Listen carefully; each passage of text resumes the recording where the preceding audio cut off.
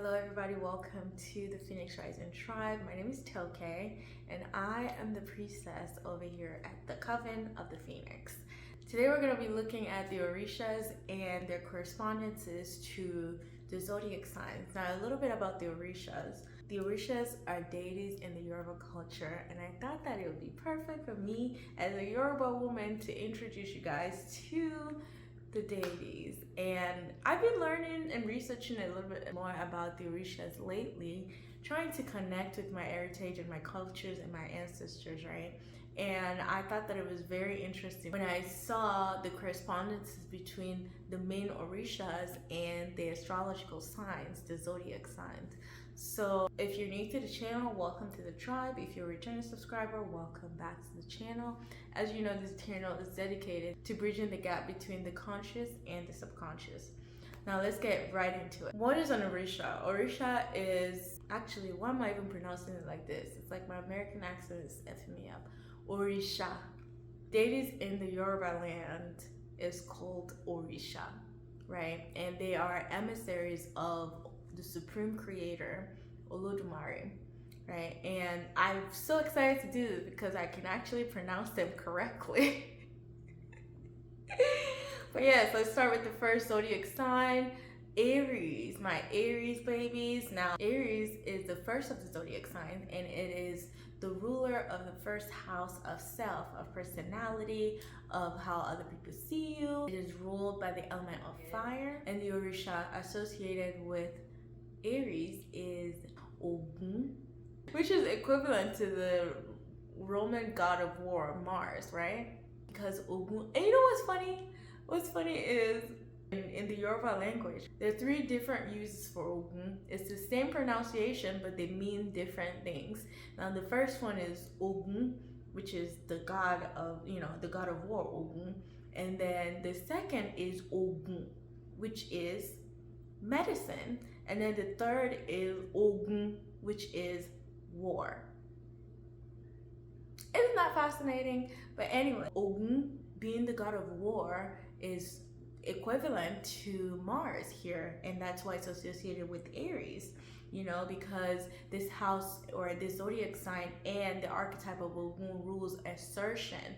He's the patron god of blacksmith, of iron and steel, those of surgeons, even of surgeons, of police officers, of anything that just has to do with going to battle to fight for yourself or to really assert yourself. And like a blacksmith does, is focus on his creation with the amount of work that they do, with the hard work that they do, carefully curating his creations. This is symbolic of us and the work that we do on our inner world and letting it match or balance our outer world. Now moving on to Taurus. Taurus is the second house that rules possession. It is an earth sign by the Roman goddess Venus.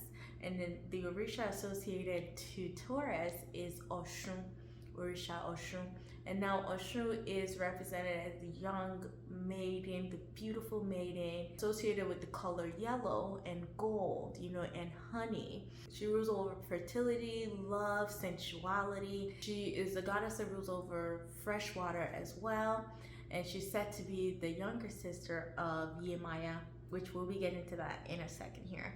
Now, Oshun is known for her sensuality, her love for beauty, and honestly, the archetype of Oshun, you can see it in people who know that they're sexy and they know it and they're ready to flaunt their beauty. She's known to always walk around with the mirror because she loves to look at herself and see, her beauty. Orisha Oshun is also associated with the peacock, and the peacock is never afraid to flaunt its beauty. Moving on, we've got Gemini up next. Gemini is the third house of communication and writing and learning.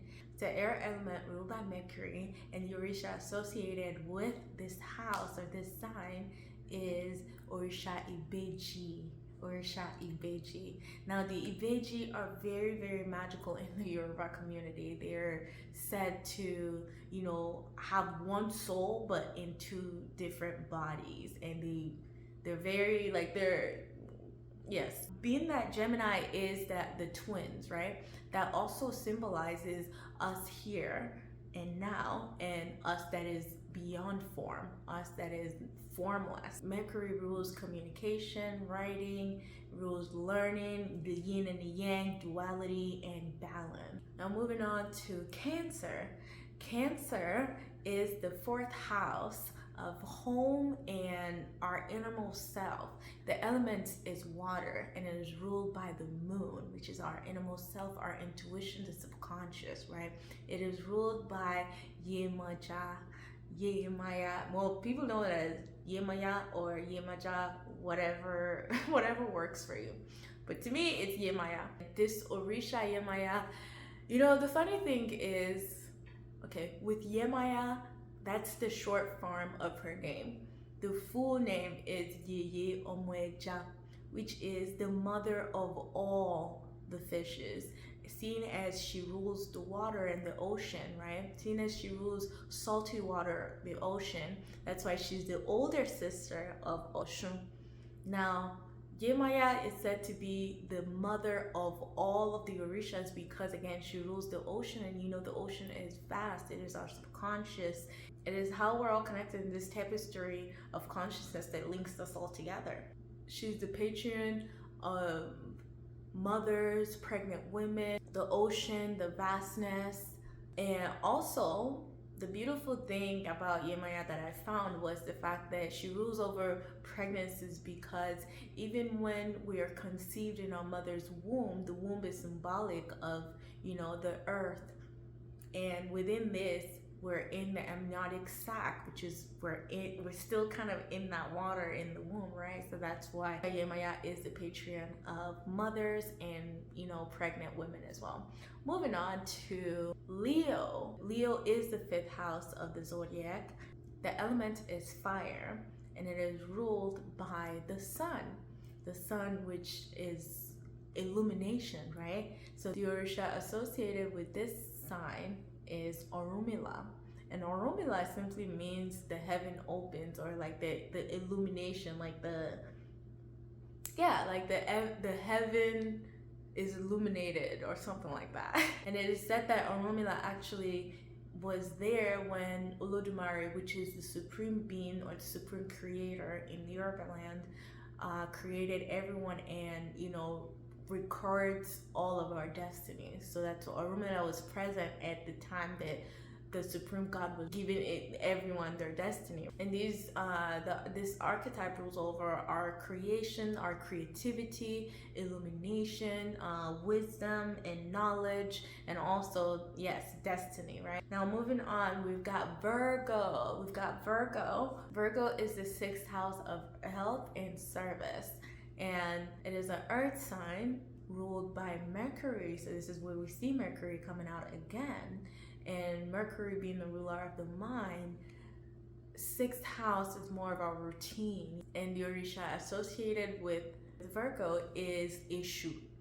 Now, Ishu, honestly, growing up, I feared him a lot because Ishu is the devil. But in my research, I realized that we all have our own demons. So if anything, I feel like Ishu is the one that gives you all this temptation, so that you can be more assertive, so that you can be more stern in your boundaries and in things that you actually want to create for yourself. So you gotta pass through Issue first to know that, okay, this is exactly what I want and I won't be tempted. Issue also rules over the crossroads, so he is the one that stands between transitions. Exactly. Within transitions, Issue serves as the intermediary between man and God. So if anyone wants to speak to the gods or the Orisha or the supreme god, whatever, you got to go through Issue first. You got to meet the devil first, and conquer.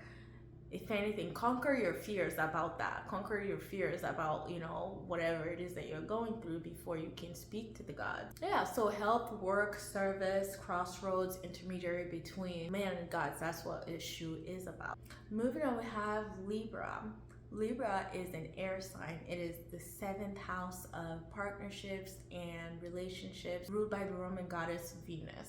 Now, this house or this sign is also associated with the Orisha Oba Oba is the wife of Shango, and she is said to be also the sister of Oya, which I will be talking about. I'll be talking about both of those deities in a little bit.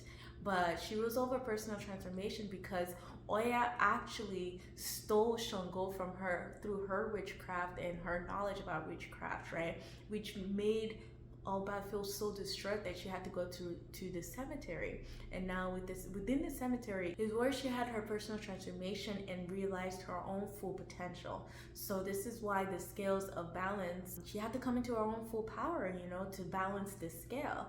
And this is why I feel like Libra has, the scales and is ruled by, partnerships, business relationships, making sure that we're in balance with ourselves and the way that we're showing up, giving and receiving. Now we've got Scorpio coming up, the 8th house of sex and intimacy. Scorpio is a water sign, and in fact we're actually in Scorpio season as I'm recording this, so hello to my Scorpio babies out there. Element is water, and it is ruled by Pluto and Mars. Now Pluto, if you know Pluto does not play. Pluto is the house of transformation, making Oya the same. Oya rules the winds, she rules storms, she rules lightning as well. She's also said, I will be making a separate video of all the Orishas, by the way, but Oya is said to rule, I'm seeing things, like things are morphing. Oya rules over the wind, the hurricanes, storms, and lightning, and she's said to be a very, very strong warrior. And she's also said to be the feminine, the one who wears a beard, or the one who wears a beard, and she's ready to fight alongside the men, She's said to be a very masculine, alpha. She's said to be a very alpha female, to where she's like, listen, I'm wearing the pants, she loves equality, and she hates injustice, especially when it comes to women. Therefore, that's why she rules over transformation, she rules over regeneration, rebirth, and sex. She's also equivalent to the Hindu goddess Kali Ma, if you're familiar with her. And she really just helps us, the archetype of Oya really helps us, go with the wind, go along with the storms of our lives, and helping us transform those chaotic transformations that we go through.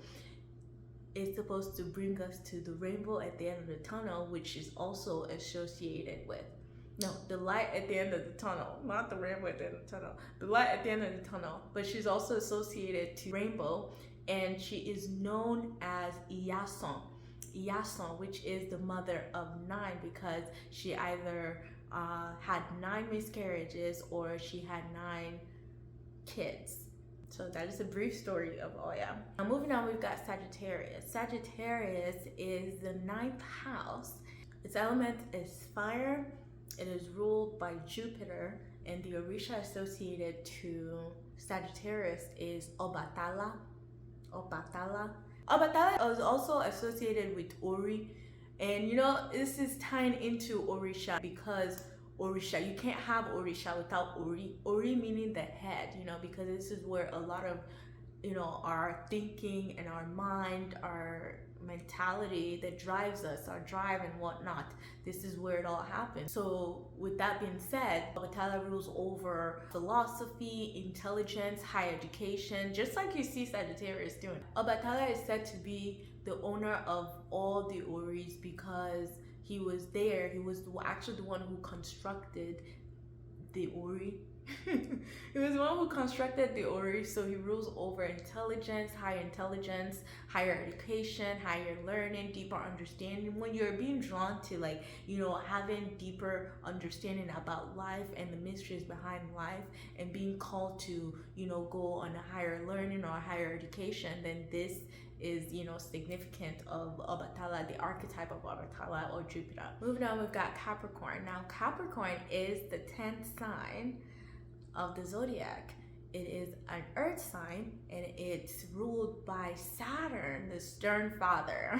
And the Orisha associated with Capricorn is Babalu Aye, because it rules over the public life, the social life, achievements, social statuses, and it's also said that even Babaloya is the one that punishes people who are not doing what they're supposed to be doing. Yeah, they're always calling people out. Babaloya punishes people for doing things that they know that they're not supposed to be doing, or they know they have no business doing, like maybe gossiping or stuff like that.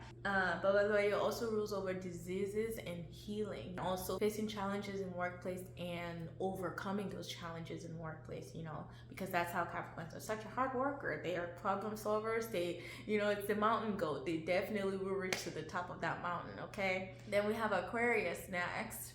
Aquarius is the 11th house. The element is air. It is ruled by Saturn and Uranus. And the Orisha associated with Aquarius is Shango.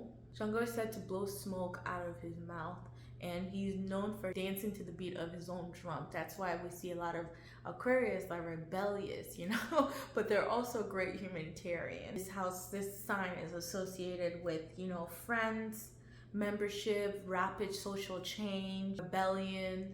Shango is the god of thunder and lightning, and this is actually where Oya got some of her powers from, because again, Oya is such an alpha female. She married Shango and found out his secrets, and that's how they're both associated with thunder and lightning. And Shango is also associated with fire. For the last zodiac sign, we have Pisces. Pisces is the 12th sign of the zodiac. Its element is water, and it is ruled by Neptune, right? And the Orisha associated with Pisces is Olokun.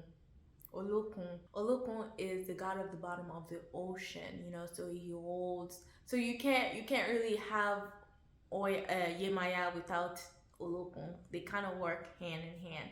Yemaya, which again revisited in Cancer, so Cancer and Pisces, they kind of work hand in hand. Yemaya and Olokun. Olokun is associated with self-undoing, self-confinement, especially when we're undoing, a lot of things that we've held in our subconscious, and bringing that to light, and really, balancing, like the house of Libra, balancing those aspects, right? Balancing the scale. Yeah, it's associated with self-undoing, our confinement, us unearthing our subconscious. That's why we gotta go deep to really unearth these things, to really undo. Yeah, self-undoing.